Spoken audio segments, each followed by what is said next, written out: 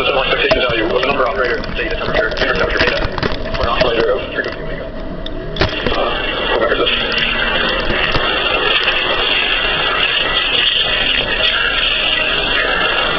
Does somebody remember how you're supposed to calculate it?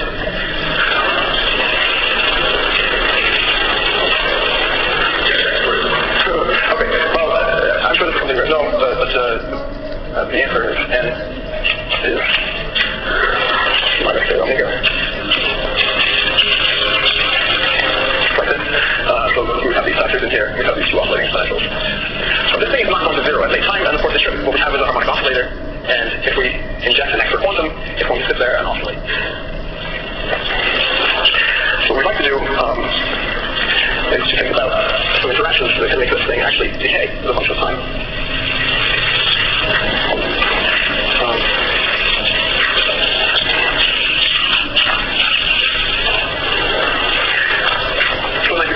In the case where we have a lambda phi to the fourth on field theory, so we have a lot of harmonic oscillators here coupled together by the fourth interaction. And then the thing that can happen if we ask with phi to add a quantum to the system is it can be coming along here, the quantum we added, and it can collide with something, some other quantum, which is present in the thermal state, and we can have two different quanta come out.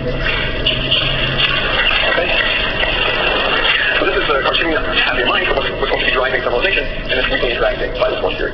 We have a particle that we added, and if there were no interactions, then it would have just continued to oscillate. The two-point function would not go to zero. But since we had interactions and there are extra quanta present in the thermal state, one of those can hit the quantum we're interested in, and it can get knocked out of its state.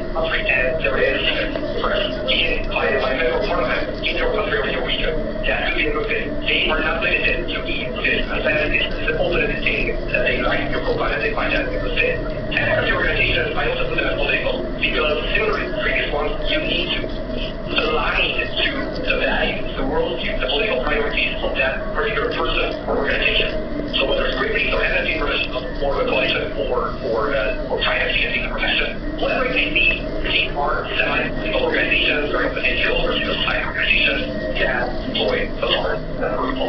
And then you have the fourth group, obviously the largest private sector, and it's not about the global market in Belgium, but this is about private sectors working with European institutions or working with European leaders. And then there's the think tanks like the European Policy Center, like Brookfield, Funding Think Tank, and a number of other think tanks. The Central Commercial Fund, which is semi-think tank side, and other organizations. You have consultants, which typically employ anything between 5 to all the way to 17 staff, like NCI Consulting, the pretty big one these days, like McKellar, you have Ingram. There's a number of consultancies that are dealing with public affairs, law, and other things. And then you have trade associations. Trade associations are the ones in the South, and even though they don't tend to employ a large number of staff, they usually have anything within financing staff or very specific sector policy or trade-related regulatory affairs, which is really varies. Trade associations, there are some really funny ones. I'm trying to recall one of my collections on the trade association, but I didn't want to present specifically. But I think the European office should probably qualify as one of the more interesting ones. And so as you will see from the report, but certain engineers on this call would know. But then you have proposable things, solar panels, you have trade associations for the car industry, and you might even come up with an idea of trade associations. Those the more entrepreneurial, the more you might want to create a trade association, you have an expertise in a certain field, self-driving cars, drones, or any other field using emerging technology. Bottom line, private sector is pretty robust. There are estimates of anything between 10,000 and 40,000 lobbyists working around European institutions. And again, I use the word lobbyist very loosely and broadly because any infrastructure representative would qualify as such. So this is a rough idea of the type of jobs you could find. And here are a couple of points how you could increase your chances of getting and landing a job. Now, before I go to these ideas, one thing you might want to look at, there is the European Joint Transparency Register. So you might want to look that up. That's some people call the lobbying register. Basically, any organization, association, private company that wants to lobby your institutions is strongly advised to register there. Otherwise, they cannot have access. For the job seeker, that's a fantastic resource because you can start searching that directory and trying to find organizations that you may have never heard about, but it can be very helpful and relevant for your job seeking excellence. So the Joint Transparency Register is something you can search and look for. And then when you find an employer, what are you going to have? Well, the number one thing you're going to have is a pass test for your page or email, but you fill out a single pass. Do you have the knowledge? Do you have the relevant knowledge? Right? And I'm seeing really complex for emails and cover letters, and very often when there's an application, the applicant would just not okay that are. So they might want to study here, study there, but their knowledge may not be relevant to that particular organization. So it's very good job. We're not going to ask you this way, but that's something they will be considering. How can you, and I think look at more, how can you sort of prove or underline in your email, cover letter, resume that you're going to do a good job? You can sort of prove it by policies that you've done. 例えば、そう30万40万すぐだけど、7万40万って20万ない。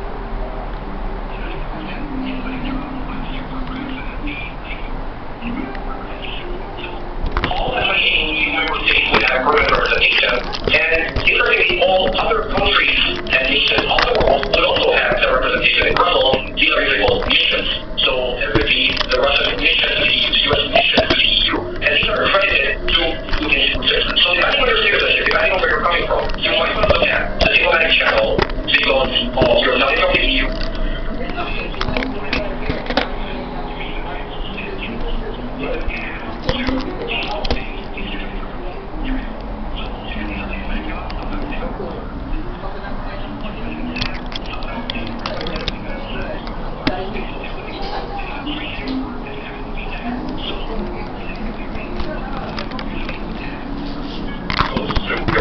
Now, SMEs, again, aggregation of second national experts, and these are often the candidates either a diplomat or a civil servant who are posted in Brussels, and sometimes they're posted to their diplomatic outposts, so the mission or in the case of EU member states, the permanent representation, sometimes specifically to EU institutions. So the European Commission has a couple dozen, maybe a couple hundred of second national experts who are civil servants, speak Dutch or Finnish or Maltese, and they're posted to work for a certain number of years at EU institutions. So because they bring the national perspective, they bring the national expertise. Now, there you have the political jobs. Political jobs, at least my way of grouping them, use the assistant to a member of the European Parliament. So the European Parliament has 751 MEPs, members of Parliament, and every single one of them would employ 2, 3, sometimes 4 assistants. This is not on the scale of U.S. Congress, where congressmen typically have an office with 30, 40, 50 staff. But still, 3 or 4, you do the math, and you get to roughly 2,000 jobs, which are linked to individual interests. And it's their decision who they hire.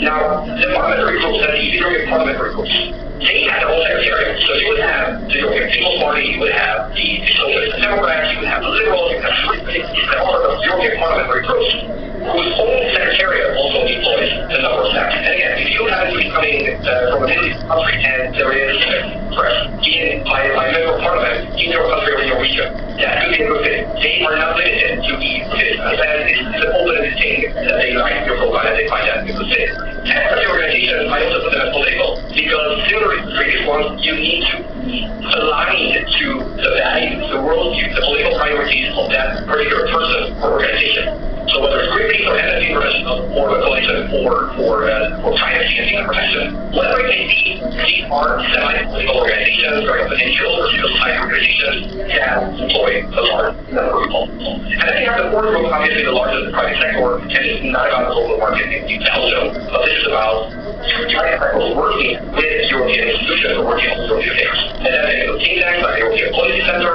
like Brookdale, which is a public think tank, and a number of other think tanks. There's the German Marshall Fund, which is semi-think tank, semi-terrorist organization. You have consultancies, which typically employ anything between 5 to all the way 6, 7, 8 staff, like FDI Consulting is a pretty big one these days, like Miller, you have Kenneman, you have Interel. There's a number of consultancies that are dealing with public affairs, advocacy, and related. And then they have trade associations. Trade associations are the constants in the town, and even though they don't tend to employ a large number of staff, they typically have anything between 5 to 6 staff for education, whether it's very specific sectoral policy, or it could be trade related, it could be regulatory affairs. It really varies. Trade associations, there are some really funny ones. I'm trying to recall one of my collections on the trade association, but I think one person specifically. But I think the European office is probably one of my more interesting ones, and so I think what you find out more about certain engineers on this whole would know. But then you have proposable aids for these people. So you have trade associations where the car industry, and you might become a good idea for trade associations. The more entrepreneurial, among you might want to create a trade association, you have an expertise in certain fields, in self-driving cars, drones, or any other field, uses emerging technology. Bottom line, private sector is pretty robust. There are estimates of anything between 10,000 and 40,000 lobbyists working around European institutions. And again, I use the word lobbyist very loosely and broadly because any infrastructure representative would qualify as such. So this gives you a rough idea of the type of jobs you can find. And here are a couple of points how you could increase your chances of getting taken and landing a job. Now, before I go to these ideas, one thing you might want to look at, there is the European Joint Transparency Register. So you might want to look that up. That's some people call the lobby register. Basically, any organization, association, private company that wants to lobby European institutions is strongly advised to register there, otherwise they cannot have access to policy papers. For the job seeker, that's a fantastic resource because you can start searching that directory and trying to find organizations that you may have never heard about, but can be very helpful and relevant for your job seeking excellence. So the job transparency register is something you can search and look for. And then when you find an employer, what are they going to have? Well, the number one thing they're going to have is they're going to ask that for your page or email, but it's product using their patent. Do you have the knowledge? Do you have the relevant knowledge, right? And I'm so really confident of CVs and cover letters, and very often when there's an application, the applicant would just not communicate that cover. So they might want to study here or study there, but their knowledge may not be relevant to that particular organization. So number two, a really good job. First, I'm not going to ask you this way, but that's something they will be considering. How can you, and I think long and hard, how can you sort of prove or underline in your email, cover letter, resume that you're going to do a good job? You can sort of prove it by publications you've done, by references that you can gather, by track record that you can complete to them, that you are going to be good in the job. Really good fit. Again, this is a, well, I hear this expression from Americans mostly, but Europeans may not be so, it wouldn't be the exact words, but they would have to take consideration. I mean, a very personal example. In our company, we are a very small team, and when we were hiring, we worked there for 16. If a person comes here and wants to work with us, we need to make sure that that person is able to work in a small office with a small team. So if you fit better in a large organization, because you like procedures and processes, and you like that certain things have their own responsible manager, that culturally, meaning corporate culture, that might not be, so that's a very important consideration. EU institutions, they are large institutions, so you need to make sure that if you apply for to be a part of it, you try to convey that message that you can fit into a complex and open bureaucratic institution. If you apply to a trade association, you need to convey the message that you're going to be good working in a relatively small team that have the right level of independence. So number four, that can work out in practical terms, that if you are not just a citizen, which again is perfectly fine when applying for a job, you still want to make sure that the potential employer doesn't have second thoughts, and they're not going to add themselves, say, well, here's an Albanian citizen, and her profile is just perfect. But I have doubts whether the work permit, the local just administration, wouldn't that make extra time for doing that, wouldn't that cause some administrative burden? If you upfront answer the question saying, well, I'm a long-term resident in Hungary, you give me a right to work in other parts of Europe. Yeah, I think just one thing seems minor, but immediately it's going to be anxiety that a potential employer would have. And there are dozens and dozens of candidates, and one of them might be just more heading administrative firms, or it's just taking your hat. So what's question is for your application to be successful? And that our idea is how to get a great job, and I give you 7 sort of tips. Over in the number one, value and cultural, because weird image of a tiger and a lion and why else have put there. Have a background, let's say, in engineering. Can you study European affairs? Now, that's very important, because engineering and European affairs can let you a great job at say, a car manufacturer's Brussels representation. Because you actually know the engineering stuff, and you know the politics around it as well. It could be a language that you have, and another experience you gain. You say, going back to my previous example, so you speak, say, Russian, and at the same time you're dealing with the Western Caucasus, and you studied international politics. That could be a very unique case, which makes an ideal candidate for that sort of job. So try to find those hidden or relatively untapped pieces of information, and if you make those two, there will be immense value. If you manage to highlight that to a potential employer, you'll let it job. Number two is you take a lot of attention to soft skills. A lot of candidates, I know from personal experience, a lot of candidates tend to focus purely on what they know, and they tend to forget to talk about their soft skills. And soft skills being their presentation skills, their creative writing skills, their how leverage you are in a foreign language, that you're able to do an excellent teamwork. These are things that sit at the very end, the very back of your CV, and so but employers are more and more looking for it. So again, if you apply for a job at European Trade Association, chances are they will need to do a lot of events, organize a lot of political discussions. You highlight that as you participate in a move forward competition, you participate in negotiations, you exercise. These things do not mean that they're very, very important. And my personal example here is that when I was here College of Europe, I had one line to the College of Europe where I pursued a degree in European public administration. And I was not the best candidate possible. I did not know the most for sure. But I still got in, and I had a chance to talk to one of the members of the jury who told me the thing is, you knew enough for us to consider you. You certainly didn't know the most. But generally, you came from someone who likes to communicate, who seems to be getting along with others well. So that was an important factor for us to consider. This is not about me. This is about having the message that soft skills can play an important role in you landing a job, and not just the pure technical knowledge that you have. The next thing is, there's a famous presentation by a guy called Ted Teague, and we're looking up, he gave a very good TED talk, 60 minutes, where he essentially outlines the following, that, well, you are looking for the job keeper would sit somewhere in the middle of these three circles of the Venn diagram. And there are three things to consider. One is your desired level of autonomy. It goes back to my earlier point. If you're looking for a job in a two-person team because you're the Brussels representatives of the World Wildlife Fund, WWF, and they have a 10-person team, they probably require you to have a lot of autonomy. But if you feel more comfortable with a large organization,